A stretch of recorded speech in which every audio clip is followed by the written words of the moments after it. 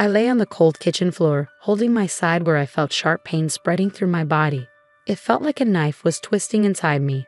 My 7-year-old daughter, Lily, stood nearby, her small face showing how scared she was. "Mommy, are you okay?" Lily's voice shook, barely louder than a whisper. I tried to sound calm despite the pain. "I'll be fine, honey, just a bad stomach ache," I lied, trying to hide how serious it was. Footsteps echoed through the hallway as my husband David appeared in the doorway. His face showed annoyance instead of concern. He was ready for his trip, holding his suitcase. "What's going on, Evelyn? Why are you on the floor?" David asked, sounding annoyed. "I think it's appendicitis, David. It's really bad. We need to go to the hospital," I managed to say, each word hurting me. He scoffed. "Appendicitis? You're probably overreacting. It's likely just indigestion." "But David, I really think—" My words were cut off by a sharp pain, making me wince. David checked his watch, clearly impatient. "I can't miss this trip with Rachel. Just call a taxi or something."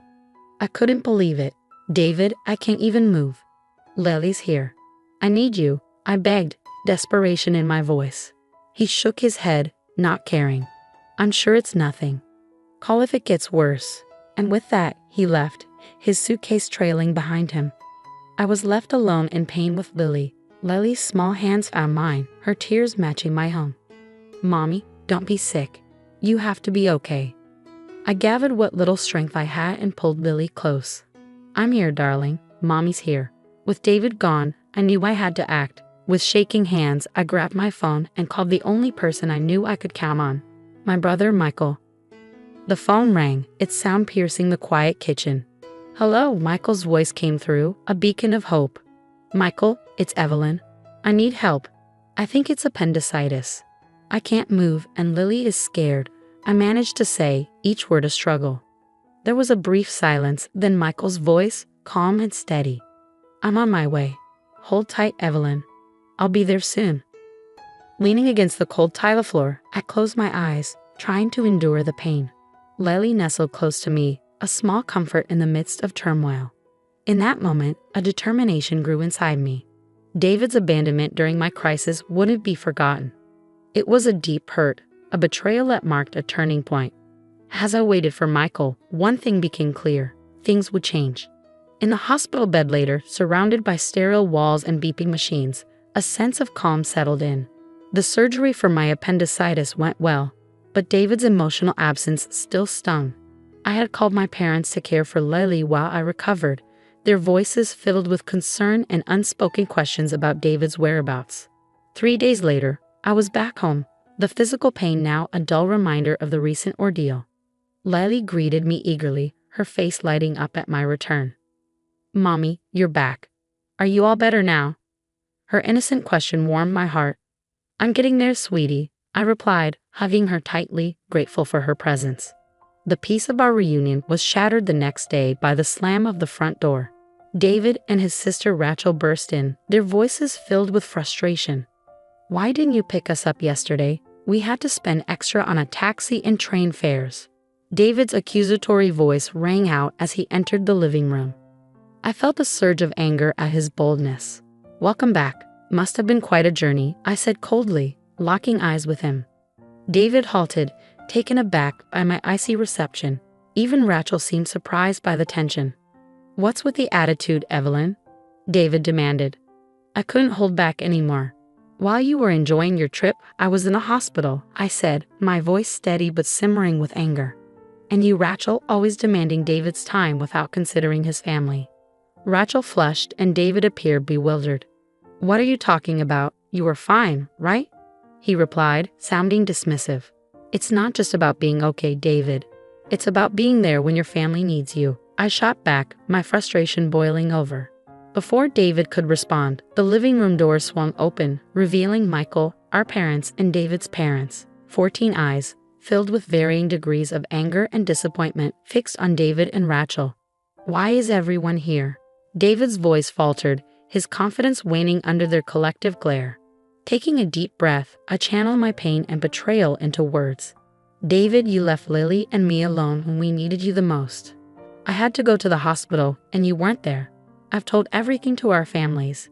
David seemed to shrink under the weight of my words, his usual bravado absent. His eyes darted around, searching for support but finding none.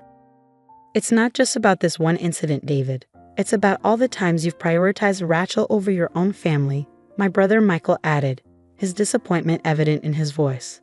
Rachel, typically confident, appeared uneasy, shifting her gaze between the floor and the upset faces around her. David attempted to defend himself, offering excuses and justifications. The confrontation grew heated, tension thick in the air. But for me, it marked a turning point. I realized I couldn't continue living in the shadow of David's neglect. It was time for change, time to assert myself and protect Lily. The meeting concluded without resolution, but the message was clear. I had the support of both our families, and David's careless facade had been shattered. As they departed, David's parents glanced at me with sympathy, silently acknowledging their son's shortcomings. That night, as I lay in bed, the events of the day replayed in my mind. I felt a mix of emotions: anger, disappointment, but also a newfound strength. David had revealed his true self, and I knew it was time for me to take charge of my life. The days following the confrontation were tense with unspoken words. David tried to act as if nothing had changed, but the atmosphere between us was heavy. I spent that time reflecting, realizing the depth of my discontent and the necessity for change. The decision I reached wasn't easy, but it felt crucial, like a breath of fresh air after being stifled for so long. One evening, while David casually flipped through TV channels on the couch, I approached him with a folder in hand. My heart raced, but my determination held firm. "David, we need to talk," I said, my voice steady. He glanced up, a hint of annoyance crossing his face. "What now, Evelyn?" I took a deep breath and handed him the folder. "I want a divorce." David stared at me, disbelief and mockery flashing across his expression. "Divorce? That's absurd, Evelyn. You're blowing things out of proportion." I shook my head, feeling a surge of empowerment. "It's not an exaggeration. I've thought long and hard about this. You've consistently prioritized Rachel over me and Lily. I can't continue like this." David sneered. "You think you can manage alone? Don't be naive, Evelyn." His words were meant to hurt, but I stood firm. "I'm not naive, David. I understand what this means, but I'd rather face uncertainty than continue feeling invisible in my own marriage." He laughed, a cold, bitter sound. "Good luck, Evelyn. You'll regret this once you realize how tough it is out there." I felt my anger rise, but I kept my composure. "I won't. This is my decision, and I'm sticking to it." For a moment, David seemed like he might argue further, but then he shrugged, a smug smirk on his face. "Fine, have it your way. But remember, I warned you." As he turned back to the TV, dismissing me once again, I felt a whirlwind of emotions. There was fear, certainly, but also a powerful sense of liberation. I was finally taking charge of my life, stepping out of the shadows. The next day, I started the legal process for divorce. It was overwhelming with all the paperwork and legal steps, but I was determined. My parents and Michael were supportive, offering help and encouragement. During this time, David's true nature became clearer. He was dismissive and uncooperative, trying to intimidate me into giving up. But I stood my ground, strengthened by my family's support and my growing sense of strength. As time went on, David's facade began to crack. The charming, confident man I married revealed himself to be selfish and manipulative, his true self exposed. The divorce proceedings were challenging, but I faced them bravely, each forward step a testament to my newfound determination. I was no longer the woman who lay on the kitchen floor, ignored and in pain. I was reclaiming my life, my dignity, and my happiness.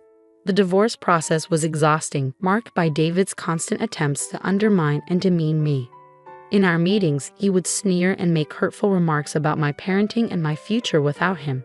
But instead of letting his words defeat me, they fueled my determination to break free from his toxic influence. "Enjoy your struggles, Evelyn," David taunted in one of our final meetings. "You'll soon see how good you had it with me." His arrogance infuriated me, but I remained composed. I'd rather face challenges every day than spend another moment with someone who has so little regard for his family, I replied firmly. David's smug demeanor briefly faltered, replaced by a flicker of anger. He quickly masked it with a scoff, but I could sense my words had struck a nerve. The day the divorce was finalized brought a strange mix of relief and nervousness. I was finally free from David, yet the road ahead seemed daunting. However, as I walked out of the courthouse, a wave of liberation washed over me. In the weeks following our divorce, David's life began to unravel. His neglectful behavior and our separation became the gossip of his workplace. Colleagues who had once admired him now looked at him with pity and disdain. His charming facade had crumbled, exposing the pettiness and selfishness beneath. News of our divorce spread throughout our community, largely due to my cousin, who was well connected in our neighborhood. David, who had always cared deeply about his image and reputation, found himself the subject of hushed conversations and judgmental stares. Rachel also faced criticism.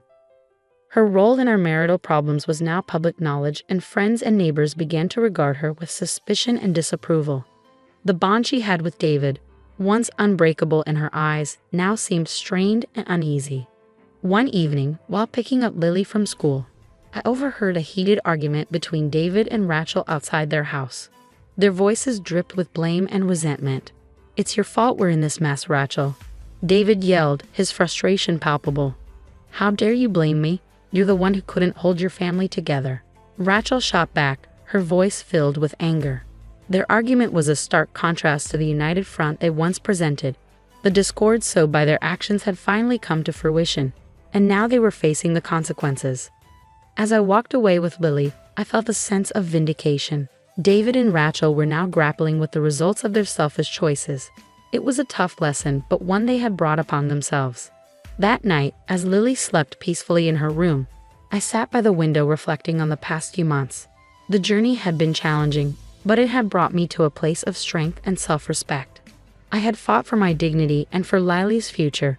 Although the future was uncertain, I felt prepared to confront it with newfound confidence. In the aftermath of the divorce, life settled into a new rhythm, one that was quieter yet more fulfilling.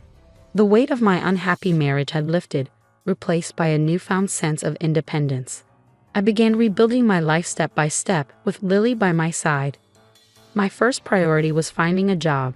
The gap in my resume from years spent focusing on motherhood was a concern, but I was determined. After several interviews, I secured a position at a small accounting firm. The firm, led by a supportive woman who valued working mothers, offered a flexible and understanding environment. It was an ideal fit for me. Lily embraced the changes with the resilience that only children possess.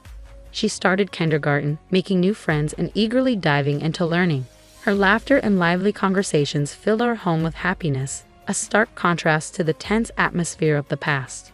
Yet despite these positive changes, reminders of my past with David lingered. One afternoon, while dropping Lily off at school, I overheard a group of parents whispering, "That's her, Evelyn. Her husband left her because he couldn't stand being around her anymore," one of them said. Their words stung, but I held my head high. The gossip and judgment were small prices to pay for the freedom and peace I now had. Meanwhile, David's life continued to unravel. His pride took a significant hit, and his once flawless reputation was now tarnished. I heard from mutual acquaintances that he had moved back in with his parents, a fact he tried to conceal but eventually became known. Rachel's situation wasn't any better. Her interference in our marriage had isolated her from many friends. The once close siblings were now barely on speaking terms, their relationship strained by blame and regret. As for me, I found solace in the unwavering support of my family. My brother Michael had moved closer to us, his presence a constant source of comfort. My parents showered Lily with love, their affection soothing the wounds of the past. One day, while savoring coffee in my kitchen, I reflected on the journey I had endured, the pain, the struggle, and ultimately, the liberation. It had all brought me to this moment of peace. I hadn't just survived. I had emerged stronger and more self-assured. The doorbell interrupted my thoughts. Opening it, I found David standing there, wearing a look of defeat. "Evelyn, I'm sorry. I didn't realize what I had until it was gone," he said, his apology, though belated, validating my decision. "Thank you, David," I replied gently, "but it's too late. I've moved on."